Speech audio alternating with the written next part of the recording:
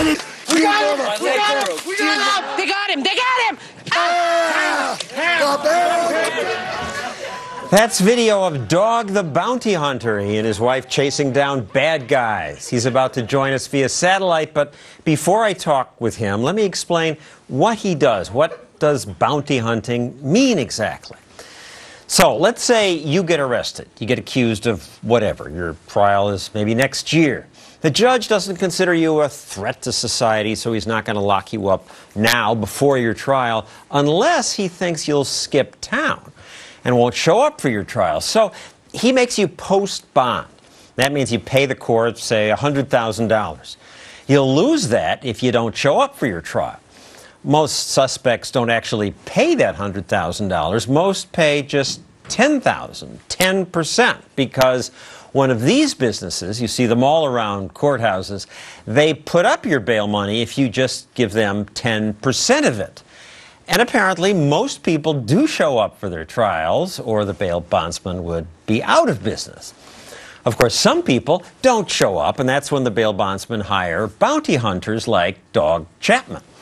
So, Dog, you're good at catching them, better than the police? Well, I wouldn't say better, but just as efficient, and we're a lot, it doesn't cost the taxpayers any money for us or bounty hunters to arrest the fugitive, where it does police departments hundreds of thousands of dollars just to arrest one guy. So to the taxpayer, it doesn't cost them anything, correct?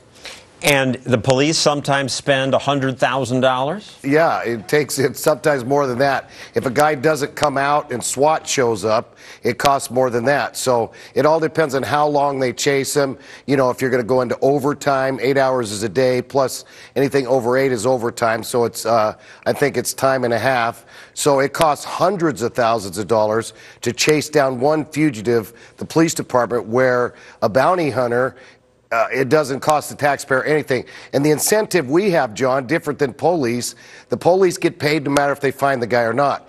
We don't get paid unless we capture the guy. So our incentive is, of course, getting paid. We must capture the guy or we don't get a check. Well, that's a good incentive that helps focus the mind. And yet people are suspicious of you bounty hunters. Most people we talked to on the street did not like the idea of people like you chasing people down. Here's a clip of that. I think you have to stick with law and order. Bad idea. If that's really on the table, I mean, I'm very concerned for our nation.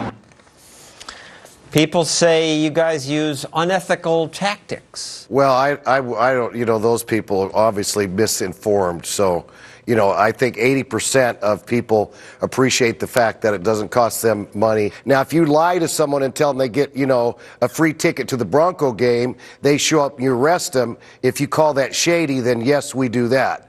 But, there's a lot of stuff that cops can do, like they can ping phones and ping a guy's telephone. You're supposed to get a warrant, but they do it all the time without a warrant. So I don't think we're any shadier than they are. Well, there's an economist who agrees with you. Alex Tabarrok at George Mason University has studied this issue, and he says Dog is right. I think Dog is actually being modest, because what my colleague Eric Helland and I found in a big statistical study of bounty hunters is that if you have the prospect of a bounty hunter coming after you, someone like Dog, you're much more likely to show up for trial. And if you do fail to show up, you're much more likely to be caught by somebody like Dog than by the police.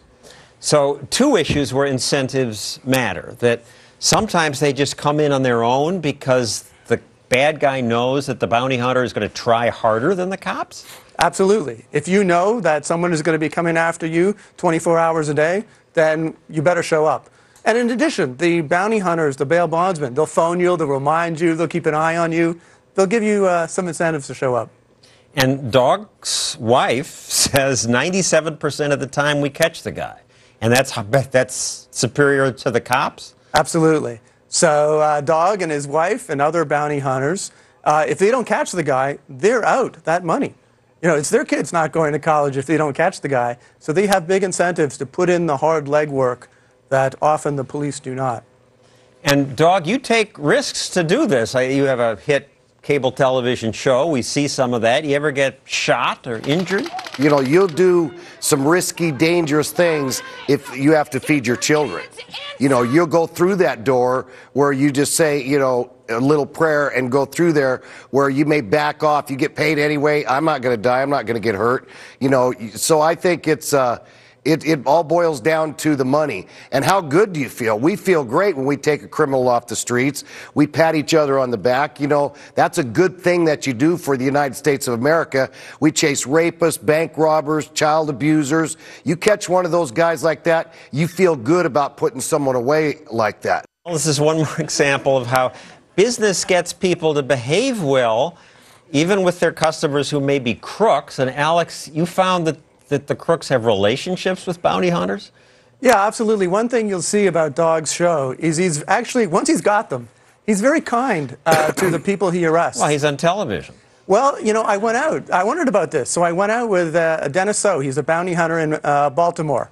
And he was also very respectful to these people. I asked him, well, why? He said, well, these are my clients. He says, in fact, I rely a lot on repeat business. So I have to be nice to these people because I want them to come back to me. This could be expanded. Bill Gates put out a bounty on people putting out malicious software.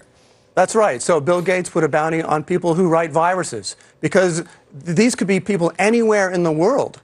So about the only way you're going to catch them is if they have some friends or family or someone who's going to give them up, someone who's going to get some information. So he put a big bounty on these people, and they were successful. And this can work to catch terrorists. Absolutely. The United States has what's called the Rewards for Justice program, where they have put bounties on terrorists. And that's Osama bin Laden, $25 million, but that didn't work. I think we should have put a lot higher bounty on Osama. We should have put $500 million on him. We could have saved sending a lot of troops to Afghanistan and Iraq. We put some higher bounties. $25 million isn't enough to inspire someone to turn someone in? I find it hard to believe that 50 is going to make a difference then.